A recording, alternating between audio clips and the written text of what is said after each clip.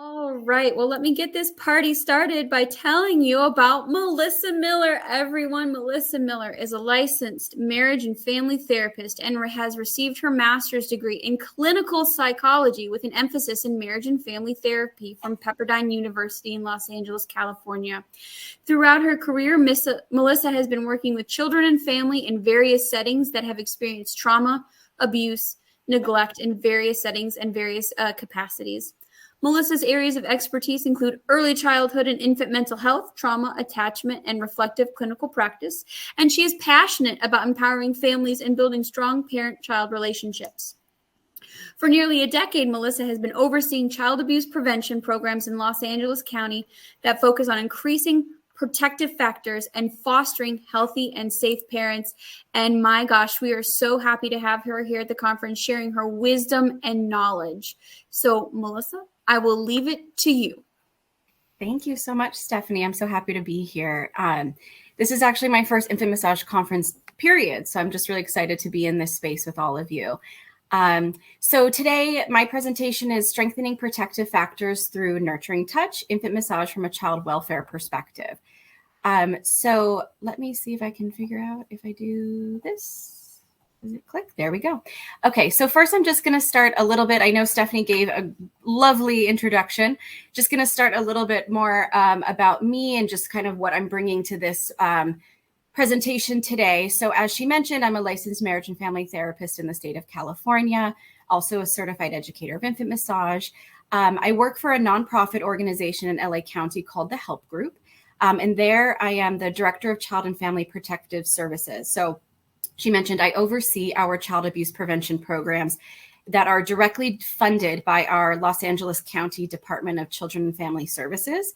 And the goal of these programs is to improve family functioning, reduce stressors, teach skills, link to resources, basically to prevent child maltreatment and the families coming to the attention of child protective services or them returning if they've already been there. And one of the programs that I oversee is specifically a home visitation program where we have clinical home visitors. So that's licensed or pre-licensed therapists who help expectant parents or parents with little ones under 5 years old.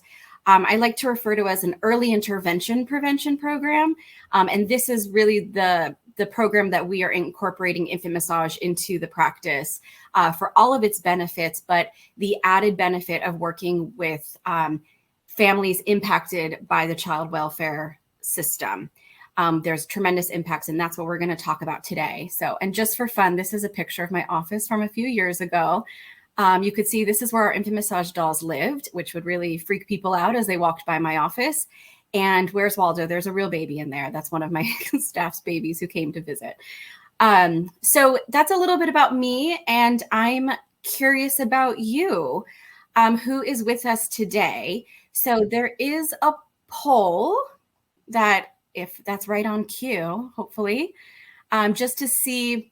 The first one is just if you are an infant massage instructor, whether that's you've been trained, you're training others, if you have some of that background, I guess. So we'll take a moment and weigh in. I have a feeling a lot of you have been trained in infant massage, but just double checking. So I don't know how long these polls take, or we can see when the results happen.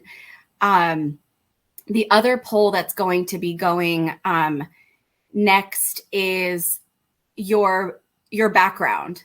So some of you are very, very lucky to do infant massage as your full-time gig, and I'm jealous. That's awesome. But some of us also have they incorporate it into our work, into maybe just as a side job also. So my next question is just, I'm curious about your background or your primary role, or maybe just what you were doing before. So whatever you identify with most.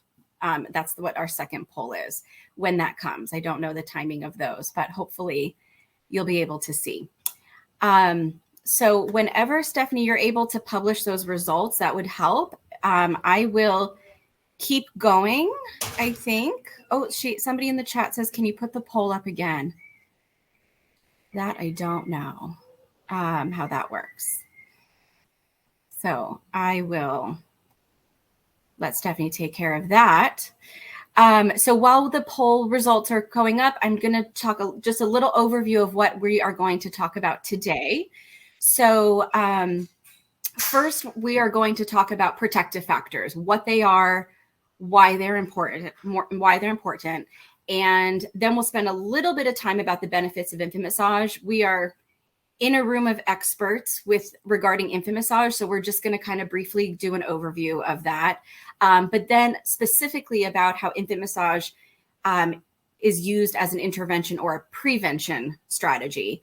We'll take a few minutes to talk about some special considerations, and then I have time for questions at the end. If there's anything burning, of course, let me know, but I kind of thought we'll just go through it, and then we can have some time at the end to answer questions, explore, have reactions, whatever that might be. So with that being said, let me see here if everyone's okay with the polls. I don't know. Okay. So let's get into it. So first, I'm going to start off just letting you know, I'm going to start off, wrong way. Not the first time I've done a PowerPoint, I promise. We're going to start off with just generally speaking, more broad, what are protective factors? And then we're going to get a little bit more specific. So very broadly speaking, protective factors help mitigate risk of child abuse and neglect in vulnerable families. So, right, protective factors up, risk factors down. Why are we interested in this, right? We want to mitigate safety risks to help children be safe in their homes. So getting a little bit more specific here, let's define them. So first of all, the protective factors framework was developed by the Center for a Study of Social Policy in 2004. They are the ones that created the 5 well-known protective factors that we use today. And protective factors are defined as individual or environmental characteristics, conditions, or behaviors that reduce the effects of stressful life events, increase an individual's ability to avoid risks or hazards, and promote social and emotional competence to thrive in all aspects of life. That's a big definition here. Basically, protective factors are buffers to stressful situations. And in the lens of child welfare, protective factors are characteristics of a family or relationship that reduce the likelihood of child abuse and maltreatment. So throughout my presentation today, I'm going to be referring to families impacted by child welfare system. So I'm not able to see, we can see the results now. We have home visitor, do we see the results? Oh, here we go. This is me just not knowing how to use this, but let's see. We have some others is our biggest. I'm curious what others are, but we do have a good chunk of mental health providers, home visitors with us today. And the majority of our group are infant massage instructors. So that really helps me get an idea of who is joining us today. So I don't see a lot of folks involved with child welfare. So I'm glad I'm breaking this down a little bit. So this I'm kind of using broadly as any family that's kind of come into contact with Child Protective Services. That could be they had an investigation on the family.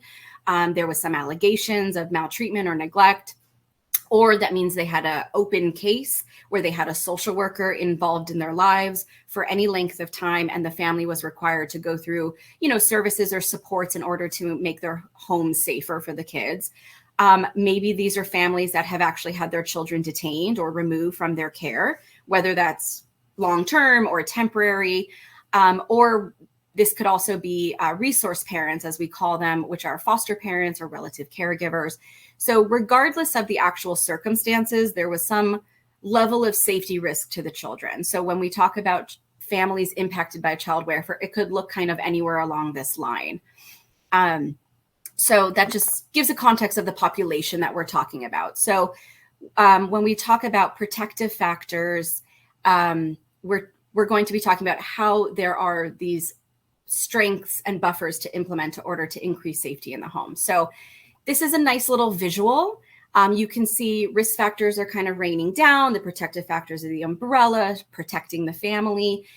What you'll get, this will make more sense as we go through it, but I actually like to think of protective factors, not just an umbrella, but maybe even like a rain jacket or a raincoat that each person has on, because they are really individualized for people. So that'll make sense as we go through it, but just something to kind of keep in your head of how to visualize this concept.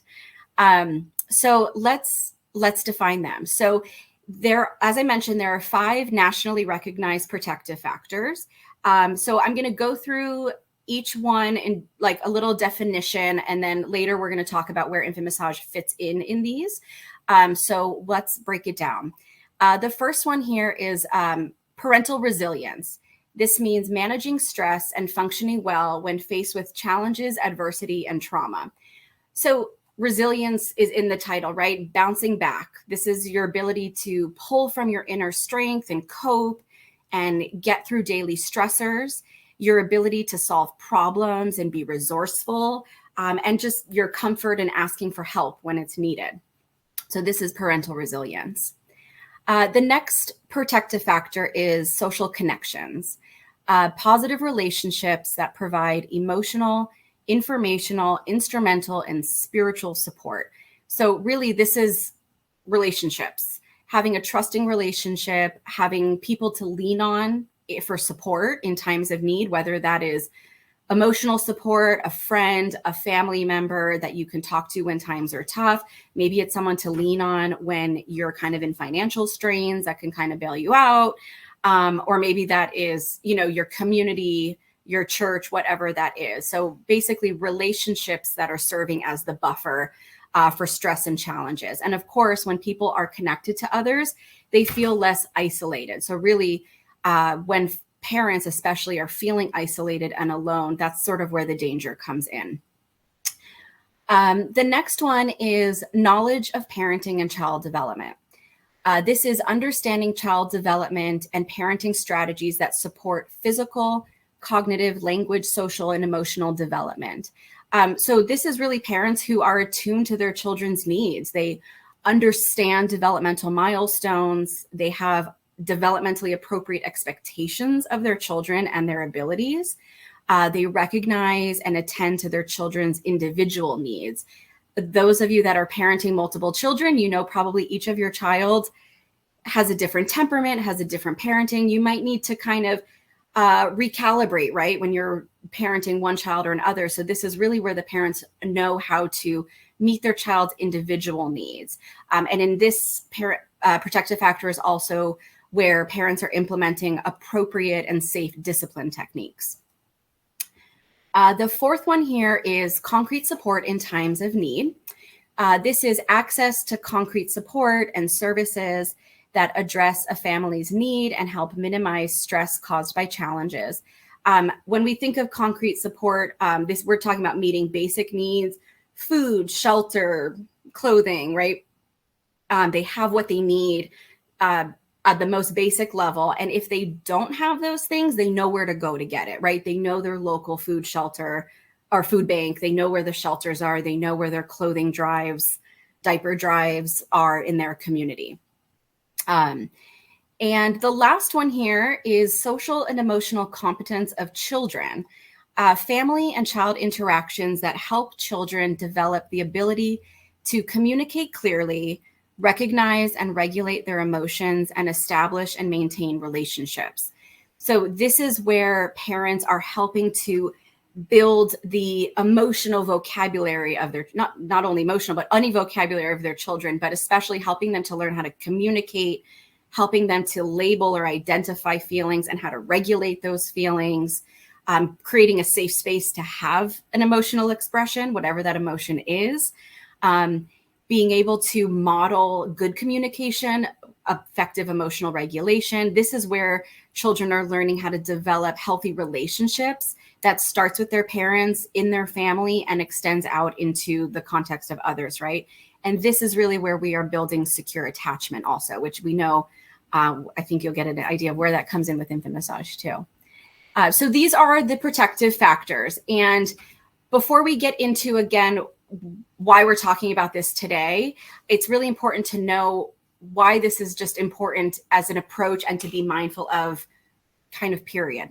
So the next thing we're going to just go over is just why this is important. Why should we be looking at it this way and conceptualizing this way? So historically speaking, child maltreatment prevention and intervention strategies focused on eliminating risk factors. Can anybody see the problem when we focus on people's risks, right? And the notion of removing risks, right? Let's just, take people out of poverty. Let's just, remove this or change that. Have them live in a new neighborhood all of a sudden, right? Like there's a lot of things that are outside of their control. And you can feel helpless, right? Like this is my situation. I can't really change it, right? So just something to kind of point out in this context of kind of looking at risks, if you will. I don't know who's familiar with the ACEs study. You hear a lot about this when you go to like a trauma training. ACEs are adverse childhood experiences.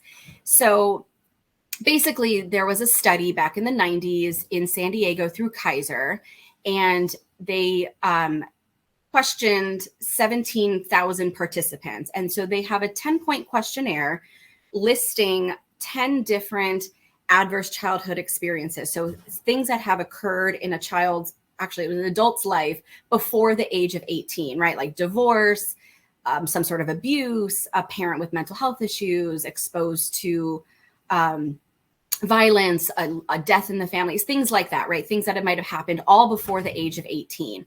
And what this study demonstrated is, 1 point for each, that of that pool of participants, at least a quarter of them had at least one ACE. So one of those adverse experiences. More than 12% of them had 4 or more. And what's important to note really quickly about this is the pool that they used in this study initially were 75% of them were white. More than 70% of them had some level of college education or higher. And they were Kaiser patients, which assumes that they have insurance and maybe were employed. So you can imagine what these results would have looked like if they had a more diverse pool of participants, and what that could have looked like. But basically what the study showed was the more ACEs that someone experienced, the greater likelihood of medical issues later in life, right? Like obesity, diabetes, heart disease, things like that. So when I would hear about this ACEs study and bringing it up in trauma trainings or using ACEs as a screening tool, which by the way is still very much happening, there's actually in the state of California a whole initiative that has come down on the state level about incorporating ACEs screenings into practices. And my struggle with that is, what do you do with that, right? Well, thank you for telling me I had all this crap happen to me in my childhood. Now what, right? Because you can't go back and change those things. So this is what we're talking about looking at risk factors versus protective factors. It's not solution focused. So really, when we want to flip the switch and think about how can we build resilience despite all these things that have happened? How can we have a safe home and a strong parent-child relationship despite these things that are going on in our life? So really, when we focus on protective factors, we're emphasizing strengths, and it helps to identify areas for growth. Maybe I need to learn more here. Maybe I can build, get to know somebody here, right? Areas for growth and what you can do versus things that have already happened. So really, these are things to offset this risk exposure.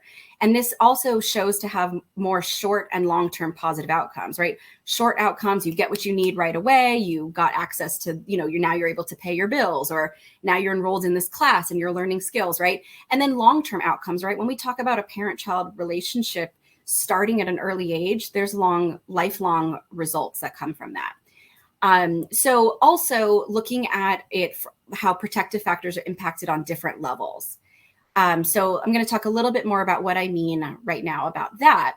So the protective factors framework uses a social ecological model for prevention, meaning that protective factors can be increased on these different levels, the individual, relational, and societal level. So the first one, again, this is at the individual level. These are just examples. This is not an exhaustive list, but for example, individual level protective factors: stress management, access to concrete support, hopefulness, problem-solving ability, their own resiliency, and parenting, right? This is where their knowledge and of their own skills comes in, right?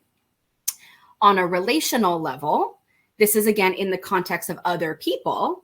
This is your relationship with peers, reduced feeling of isolation, positive relationships with your family members, with your partners, good communication, engagement in social institutions that could be formalized, like schools or churches. That could also be you have a group that you play cards with, weekly, right? This is amongst other people. And then again, secure parent-child relationships. So this is in the context of other people. And if anybody went to Kelsey's presentation earlier, children grow up in the context of relationships, right? So this is really important for building protective factors in a family. And lastly, societal. That's very big. I like to think of it kind of on the community level, your environment. So this is community norms of a shared responsibility for supporting parents and families, implementation of evidence-based practices, access to basic needs and services. Again, these are just examples, but you could also think of this as that notion of it takes a village, right? Some people truly do live in a village, and everybody does have shared responsibility of raising the children. I know in LA where we are, you make your own village, right? So your network that you build, what is available in your community regarding like services, and maybe you have a family resource center nearby, things like that. So this is just to give you an idea. Again, these are big concepts. You could spend all day talking about it, but this is hopefully giving you an idea of what protective factors are, the lens that we're looking at families, and how families can kind of overcome some of these challenges that put them at risk for unsafe parenting, basically. So let's talk about infant massage. So again, we're in a room of experts here, so I won't spend a lot of time talking about the benefits of infant massage because you all know this very well. But I just want, for the sake of summarizing, I'm going to put some stuff in here too. So I like to kind of think of benefits in categories.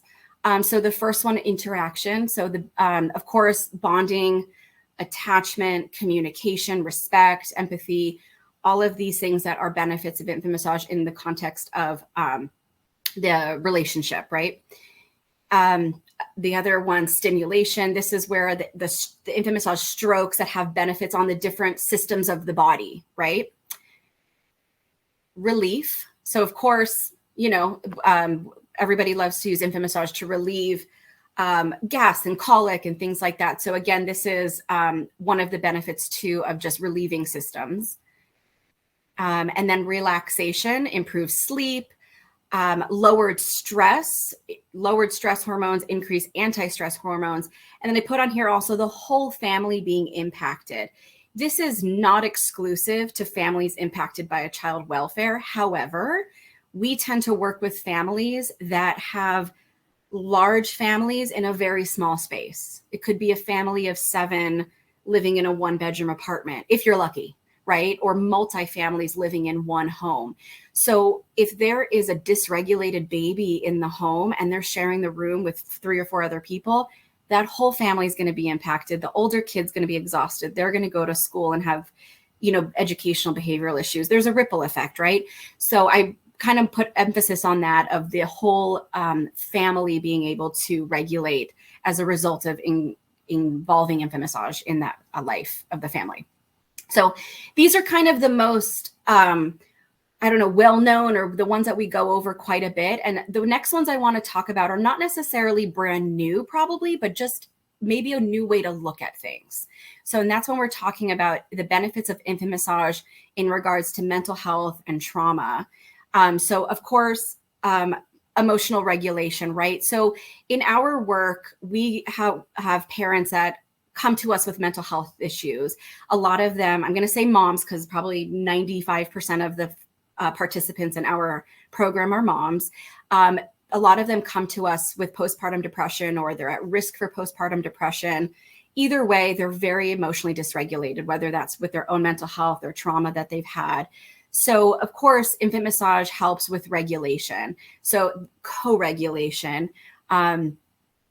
specifically talking about depression, this is really concerning from a safety standpoint when we have a mom that might be very impacted by postpartum depression because they are less attuned to their baby. They're disengaged, they're flat, they're not engaging in that serve and return with the baby. And they're, not maybe picking up on their cues. So this is definitely a safety risk for our moms, which is why they come to us, to our program. So being able to incorporate it infant massage and have that mom practice being attuned in the moment, picking up on their cues, learning how to be attuned for their baby, even if it's just short-term spurts of attunement, that is helpful in the long run, right? And this will hopefully, help fire up mirror neurons and really help that bond and help the baby learn from that parent as well. So there's a lot of really great benefits to parents that are struggling with mental health issues, especially like a mood disorder like that.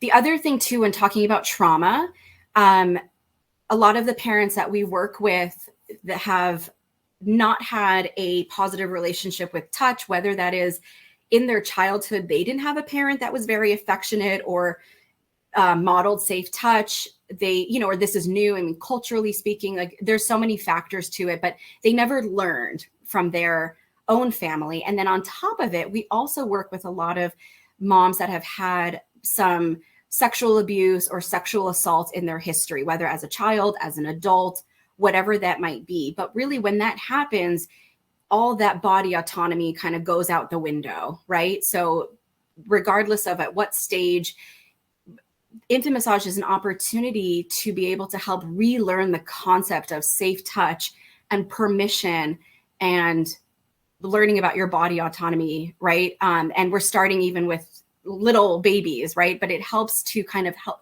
parents relearn that this is something that's important. Also to help kind of disrupt patterns. If they didn't grow up in a home that was loving and affectionate and safe, this helps to kind of reset some of those patterns. And then lastly, just the long-term effects, which we talked about, just in general child safety, right? With an improved parent-child relationship, that's like the number one protective factor is having a strong parent-child relationship. And hopefully these children are growing up in a context that is safe and they have more empathy and, they go out into the world as adults with what happens in their early experiences.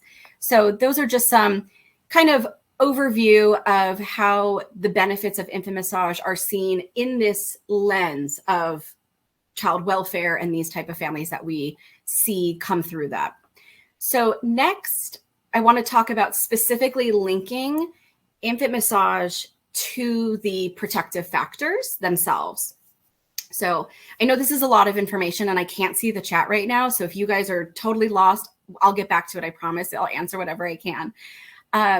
So I want to go through each protective factor and where infant massage can be tied in so we can see how kind of well-rounded as an intervention this is and all the layered impacts, positive impacts infant massage has on the family and their well-being. So the first one, again, parental resilience. You didn't have to memorize it. I'm going to remind you. This is, again, managing stress, functioning well when faced with challenges, all that.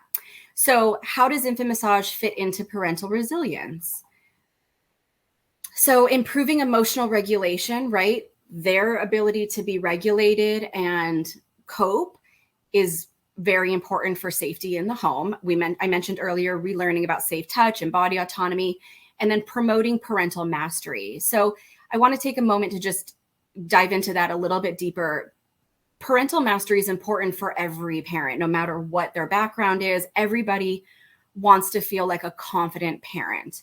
However, families that have been impacted by the child welfare system or involved in the child welfare system have repeatedly been given the message that they are not good enough. They are doing something wrong, or flat out, you're not a safe parent.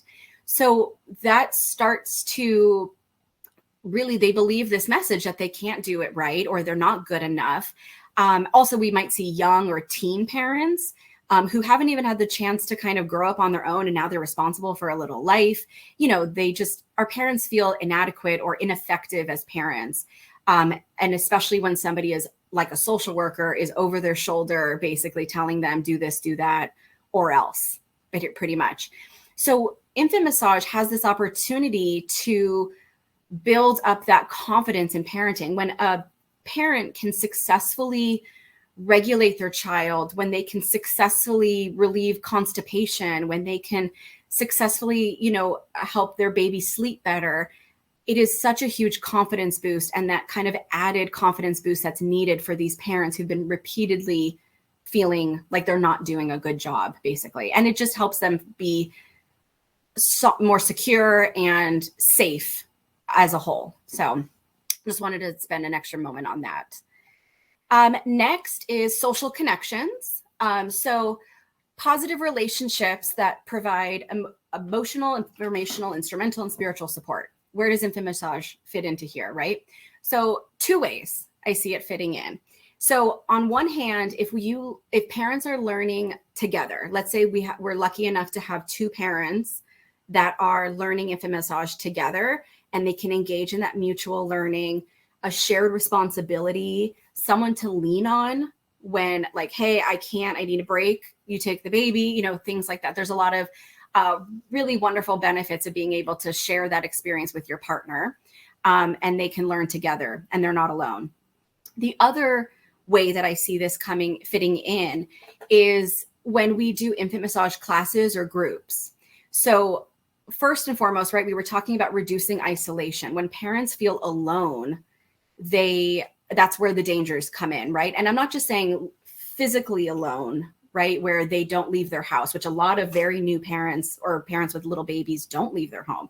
Talk about, in the pandemic, right, how isolated everybody was. And that's where all of the increased mental health issues were coming in. So isolation is really, really detrimental for our mental health, but also emotional isolation, right? When you are at your wit's end because your baby is not crying and you're like, I'm the worst parent in the world and nobody else has experienced this before. But then you go to an infant massage class and you hear that other parents have gone through the same thing, and normalizing those experiences, or being able to, commiserate together, celebrate successes together. Hey, I was there 2 weeks ago. We got through it. You're just stick with it. Or, hey, I'm in that now too. I hear you. I'm exhausted, right? There's so much power in being able to work together or to learn from each other, and to normalize those experiences and to feel just less isolated in general. The next one, knowledge of parenting and child development. Again, this is understanding development milestones, parenting strategies, all encouraging child development, basically. So of course, understanding baby cues, infant massage, we learn a lot about infant development in general, engagement cues, disengagement cues, all of that. So helping the parent understand their baby, right? We all think there was a notion for a long time that babies were blobs and didn't communicate and didn't understand, but they do. They know so much and they can tell us so much. So infant massage really brings attention to that, and just actual facts that we can learn about our babies during infant massage. The next one is concrete support in times of need. This is, again, access to basic needs, right? So you're wondering, where does this fit in? But I will make it fit in. It is a almost free activity for the family, maybe a cost of oil, but that's pretty low cost in the scheme of things. It's very rare that our families can engage in an activity that's good for them without needing an arsenal of toys, an arsenal of art supplies. This is something that all we really need is a mom and a baby, a dad and a baby, an adult and a baby, and maybe a little bit of oil. So it's really a wonderful tool that has so many benefits without having to add cost and stress to the family. And lastly, social emotional competence of children. Again, this is where we're helping to increase communication, build that emotional vocabulary and emotional regulation, establish relationships. Where does infant massage fit in here, right? Bonding and attachment, that's our number one that we always talk about with infant massage, right? This is where these secure attachments are coming in.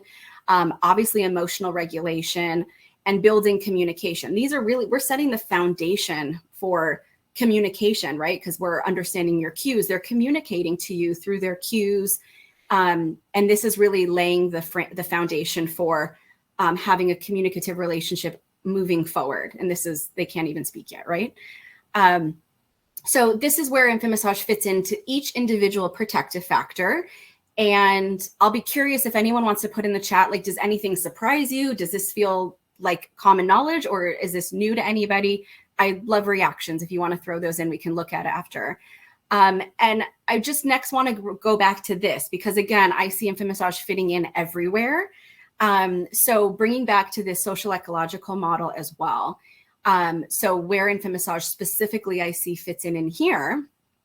So on the individual level, again, this is our individual protective factors that we have. This is where they're managing their stress and their coping strategies, right? Emotional regulation. And this is their own knowledge of parenting and development on the individual level. On the relational level, again, this is within the context of others, the protective factors in the context of relationships, secure parent-child relationships, fostering effective communication, potentially a co-parenting tool, right? Reduced isolation when learned with others. So again, this is all within the context of others. And lastly, societal, which again, I think of community. So where does infant massage fit in your environment? Hopefully you live in a place where you have organizations that offer infant massage to the community, even better if they're free, and mental health services that include infant massage as an intervention. It would be lovely if it was a billable service and it was just widely available, but really on this level, we would love to see infant massage accessible to families in their community in some capacity. So this is a lot of information, and hopefully kind of paints a picture about protective factors, why we look at them, why they're important, a new way to look at families and their strengths, and how infant massage is incorporated into that. So next, I just want to take a few moments talking about some special considerations. We have a lot, all of our families come with a lot before we meet with them, right? They all come with histories. Specifically in this realm of child welfare, our families come with just a lot, right? A lot of histories and backgrounds. So it's important just to kind of take some of these things into consideration when working with families, potentially also ones that might have been involved with child protective services at some point in their life. So the first thing, of course, is let's talk about culture. This is really, let's just be curious, right? Let's be curious about how their culture views infant massage as a practice. Maybe it's really, really foreign concepts, to have that much touch with, or the affection or being able to listen to a baby's cues, right? Like, I would just be curious. There's no right or wrong. Just be curious about how this fits in with their own values and beliefs within their culture. Specifically, I just want to talk about kind of racial disparities that we see when it comes to our Black and Brown families, especially in the world of like perinatal period, birthing parents. There's a lot of data out there about these racial disparities. So specifically speaking, African-American mothers die from a pregnancy-related cause between 2 to 3 times higher than their white counterparts. The next highest rates are amongst the American Indian and Alaskan Native population. And these disparities can be attributed to a variety of factors. Like, there's a lot that can contribute to that, right? Systemic racism, the variance in the quality of healthcare, of course, implicit bias, and then maybe just chronic health conditions, right? And this could be a whole day, but the reason why I'm bringing this up is just the added challenges and barriers that these families might encounter. And when we're looking at infant massage, we're entering a family's life right after a period of time where they just were interacting with systems, right? There's a higher rate of prematurity with families of color, which is its own challenge with infant massage, right? Like, we know to have special considerations when it comes to NICU babies and all of that. But just another thing to factor in when working with these populations, especially within the African-American community, or just with families of color, there's a lot of mistrust in service providers. Historically and even presently, women have not had autonomy over their medical decisions, or they haven't been heard during their birthing journey. They're hearing about their peers dying from childbirth or child-related causes, right? So you're getting them shortly after this experience. So again, it's not to do anything besides just bring awareness, reflect on your own biases, reflect on the families that you work with, and just to be sensitive to their histories and what they're bringing to your infant massage class, your group, whatever. So the other thing here I have is socioeconomic situation. So SES is technically not an issue when it comes to infant massage, because I just said it was this lovely low cost intervention.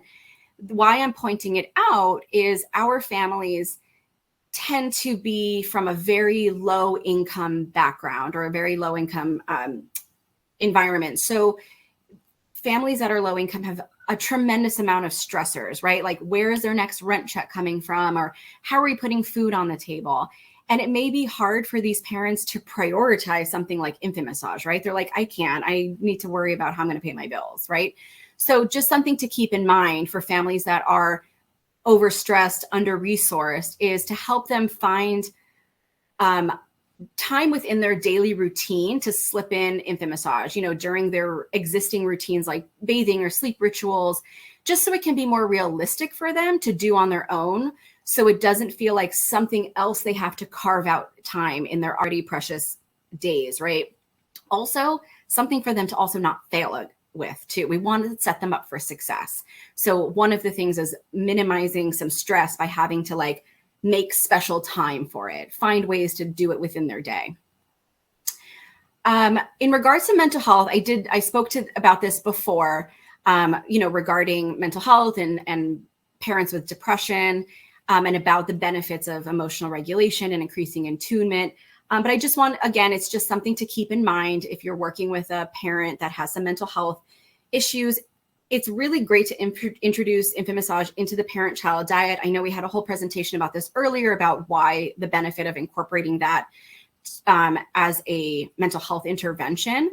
But it's also just a great way to kind of assess the parent's attunement, see any safety concerns. I know this also depends on what your roles are and how you're entering their family's life and why. But it gives you a lot of information about that relationship. And hopefully with being able to introduce infant massage, we start to see some progress or improvement in their symptoms in the parents and the relationship.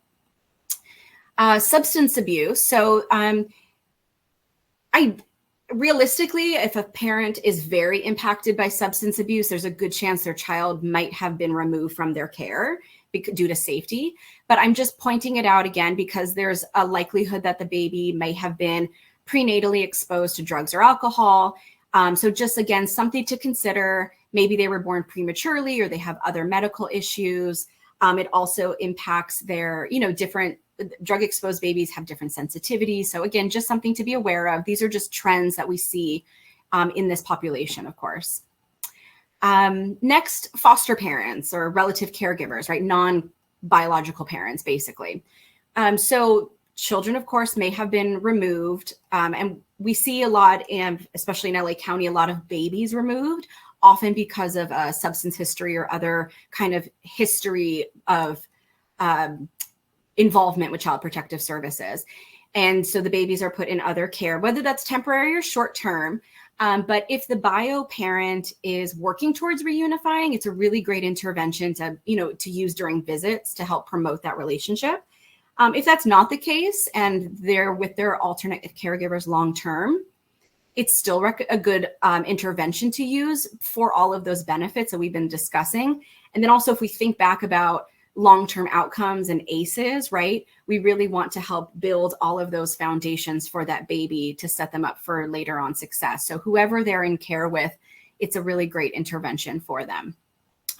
One more note about kind of prenatal exposure. It's not always substances that babies can be exposed to. They can just be exposed to other traumas and stressors, right? Whatever the mom is experiencing, the babies are experiencing in the womb, right? That could be domestic violence. So something to also keep in mind is babies that have been prenatally exposed to a lot of stress and trauma in the womb tend to be born with high cortisol levels, right? The stress hormone, which also could impact their sensitivities and abilities to regulate. So just things to keep in mind, things to explore, to be curious about, because all of these might have an impact on the relationship and the baby's ability to regulate. And the last thing, father engagement. I know there was also a presentation on this today, so I won't spend a lot of time on this, but kind of bringing it back to this lens. As we know, fathers are, they tend to be left out of this process, right? Having a baby is very mother centric. They carry the baby, they go to the doctor's appointments, they go through the birth, and most likely are the main food source. So fathers, male caregivers, any non-birthing parent can really feel left out of this process. So as we know, infant massage is a really great way to include the non-birthing parent, to bond, increase their own parental mastery, and enjoy the benefits of infant massage. When we look at it specifically from a child welfare perspective, there is a widespread challenge with father or male caregiver engagement or involvement. Obviously, there's a host of reasons. It could just be disinterest. Their relationship ended. There was a safety issue. There was domestic violence. The father's out of the picture, perhaps. But this is a really big trend. I know in LA County, there is movements about trying to increase father engagement within the Department of Child and Family Services, because that's how disengaged they are. So especially for families that are impacted by these systems, we just tend to see less and less male caregiver engagement in the families. Part of this also could just be cultural, right? Culturally speaking, women raise the babies, men go to work. There's a lot of factors that we're working against, but keeping in mind that this is the benefits of having a male caregiver involved in their life in the long term, right? And just making all efforts we can to engage them in the infant massage practice, so they can enjoy all of the benefits. So that was a lot of information. I'm going to see if I can see the chat and see if there's any questions or comments, if I can figure out how to do that.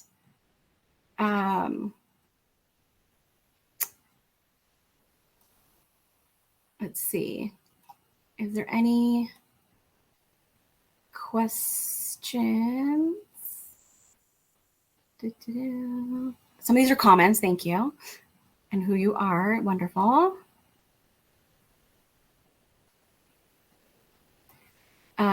Eliminating risk factors more reactive than proactive.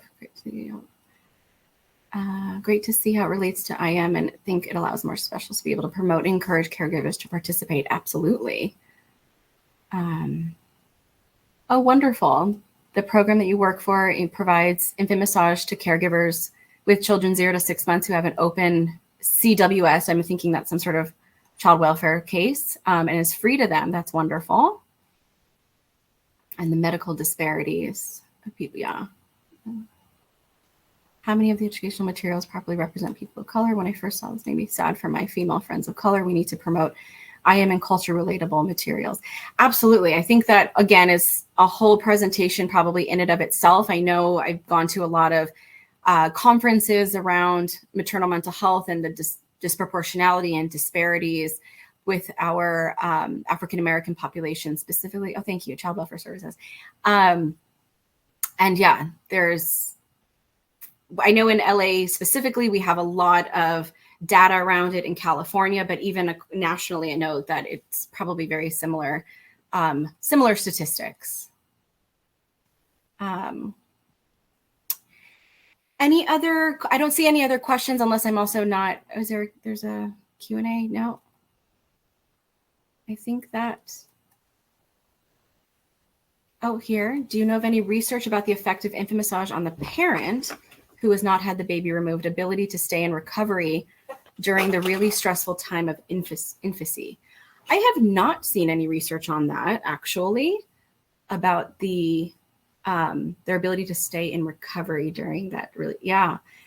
I think in my experience, I haven't come across many parents who actually have custody of their baby and are actively in recovery, so to speak, and as far as like a structured program of some sort, because I think the challenge is the erring on the side of caution. I think our protective services, our child welfare systems are very, prone to removing children, right? There is more movement about prevention and connecting to services, so I think we see a lot of parents that's more likely, if they are needing to be in a formal recovery program, that they probably won't have custody of their child. But I would love to see that research if anybody comes across that. Hopefully that was helpful to everybody. Hopefully it made sense. I know that was kind of a lot of information quickly. I talk fast, but it's also could talk all day about some of these things. So trying to condense it. But how did you, another question. How did you get the program started? So actually our program, our home visiting program, started in around 2005, 2006. It was initially created by First 5 LA. So I don't know, for those that are in California, we have First 5 California, and then we have First 5 LA, First 5 Ventura, all the different counties. And it was a program that was developed intentionally to address the gaps in the child welfare system. All of these families that have high risks but don't have a case opened, what happens to them? They're going to fall through the cracks. How do we prevent them from getting there? So this was based on data from, I don't know, now it's almost 20 years ago, census data, data from our departments, to see how these are they coming back to the system after they've had an investigation. And of course, we know having a child 0 to 5 is already kind of a high risk situation because of the what happens during that 0 to 5 window, right? And they're one of the highest age groups being retained or detained through our department. So there was a need early on, and it's really developed over time. Since 2017, we've been directly funded by our Department of Children and Family Services in LA County. And it has just sort of expanded quite a bit. And for our program, it's very common. There's 10 agencies that provide this throughout Los Angeles County, which is really not enough if anybody knows how big LA County is. And every program kind of has a different spin on it. Some of them have doulas. Some of them will have kind of a preschool type format to them. Some of them do very manualized parenting programs, but the vast majority of them will train everybody in infant massage and kind of use it across the board because of all of the benefits of it. So it has been a longstanding program in our community, and we've seen a lot of really great benefits. Sometimes we'll have parents come through more than once. They have a baby, and then later on they have another baby 2 years later and remember how helpful it was. Or they come in at one way, like maybe they were a self-referral or a hospital referred them. And then, unfortunately, a year later, they're referred again directly from the department because some sort of allegations happen. So a lot of times we do see people come in a couple times. Doesn't mean it's not necessarily working. I think there's just a lot of benefits that they can gain from our program. I think that's challenging if anybody works in early intervention, especially early intervention prevention, is it's hard to know our long-term outcomes because we're not really, we don't have the ability to follow these families very long. So we always wonder, is it working, right? So the one way we can kind of assess that through this particular program is being able to see if they're returning to DCFS, basically, even though I think there's so many other outcome measures based on just their relationship. We have a lot of parents that are wonderful parents, really supportive, have a great relationship with their baby, but they have engaged in a domestic violence relationship that they can't really get out of, which is, impacting the safety of their home. So it's not always a deficit in their parenting or their abilities. It's sometimes just their circumstances also. But yes, I love it. I could talk about it all day. I don't know, Stephanie, if there's anything else you need from me, but I think I have slowed down. But thank you. It is slowing down. Up next, we have networking. And after that, for our members, we have a stroke review. We have a happy camper in the background of my audio. And I will leave so I can go moderate the next thing. But you have about 5 more minutes. Whatever pops up in chat, you can keep talking. I'll hang out if anybody wants to ask anything. Otherwise, I thank all of you. I have my email on here if you can see it. If anybody wants to get in touch, happy to talk more about it, connect you with people that I know in our community, and I'd love to learn about what's going on wherever you all are. So, thank you, Stephanie. Yes. See everybody later. Have a good one. What have I seen that's been the most challenging factor with DCFS and babies being referred for infant massage? Oh gosh. I think everyone's biggest impact since the pandemic is just the financial strain that has happened. And especially where we are in LA County in California, it's just life is extremely expensive. So, houselessness, I think is a big factor, but specifically, I think the stressors and that came with isolation, especially a little bit earlier on. Now it's a little bit different. I think we're kind of getting the residual anxiety, actually. Everybody was really fearful about our services. We're a home visiting program, so people were we had to come into the homes. We were only able to do virtual for a short period of time that they allowed us. So we were getting back in there really quickly. So there's just a lot of residual anxiety coming out of it. And I think we're seeing that as people re-entering the community and doing the activities that we were trying to do, a couple of years ago and had no problem, but still a lot of reluctance of people having us come in the homes, having them take their babies out, and kind of like re-entering society again is what I've kind of seen a lot, especially with our families with babies. And then of course, I think that's with everybody, but especially with DCFS, there's so many layers to that with like trust and everything. So hopefully that answers your questions. I think there's always been challenges, but especially that, I think that's sort of the biggest one is the health factor that adds on to the health nervousness or anxiety that's been added since the pandemic. So thank you all. I appreciate your time, whoever's still here. And please feel free to contact me if you need anything. Enjoy the rest of the day. Thank you all.